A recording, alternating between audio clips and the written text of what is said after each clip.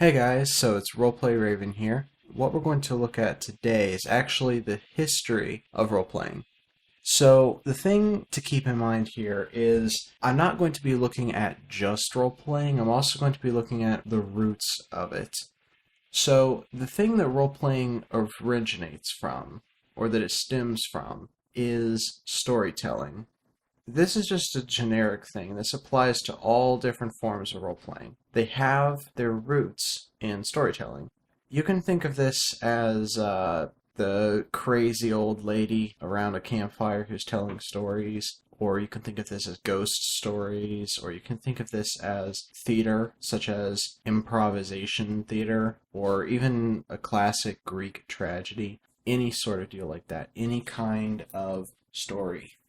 Now, role playing today is very, very, very, very varied. See what I did there? Very varied. Basically, role playing is about telling a story that you don't know the ending to, or at least telling a story and figuring out how you get to an ending. It could be one of the two, or a combination of the two, or anything really. It's basically just improvising a character's actions. Well, basically, role playing originates in a more modern sense from wargaming. When I say role playing in this context, I'm talking about RPGs. Now think of Dungeons and Dragons here. It was not the first, contrary to popular belief, and the original release of Dungeons and Dragons actually required you to have played another game, and it required you to have the components from that other game. Now, wargaming is something that's been around forever. Basically, if you've ever seen in a movie or some sort of fiction where there's a bunch of generals in an army sitting around a big table and they have little tokens and they use the big poker sticks to shove the figures across the table, there you go, that's wargaming. Now, that's a very generalized statement right there, but that's essentially what it is. Now, in a modern sense, tabletop games do owe a lot of credit to Dungeons and Dragons for popularizing the genre, which is something that it continues to do today. Dungeons and Dragons is sort of like the gateway into role playing for a lot of people. The only unfortunate thing about this is this means that anything that is in Dungeons and Dragons, good or bad, gets impressed upon everyone else. So you can pick up a lot of bad habits that stem from wargaming because Dungeons and Dragons, at its root, it is about nothing but combat. Now, it can do other things, but primarily its rules are centered around combat.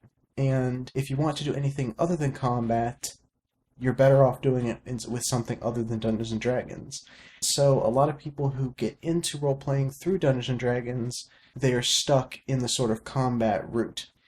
This isn't necessarily a bad thing because think about how much of our society is based off of war. Like, really, just think about it. Name 10 video games that you could go and ask anyone if they've heard of it, and they would respond yes. And now tell me how many of those have violence in them. You're probably thinking of games like Halo, Call of Duty, Grand Theft Auto. Really, the only exception would be like mobile games or something like that. Most of them have violence in them. And that's something that is important to think about because also think about any movies that you could go and ask anyone about and anyone would know what they are. Those you're going to find a lot more of them that don't have violence. Now you may be wondering why that is. Think about the relative age of cinema versus video games. And you can even look at books. There's a hell of a lot of books that don't have violence. I mean, there's a lot of books that are not even fiction. And with movies, we are just starting to get documentaries. Documentaries are a relatively new art form, practically. And with video games, we don't have anything like that. With RPGs, it's only natural that those being only slightly older than video games, that those are also prone to having mass violence. Now, the thing with role-playing games is they transitioned from being totally based off of rules to being freeform around the time the internet formed. And I assume this is just because of a mass spike in popularity. But as far as I know,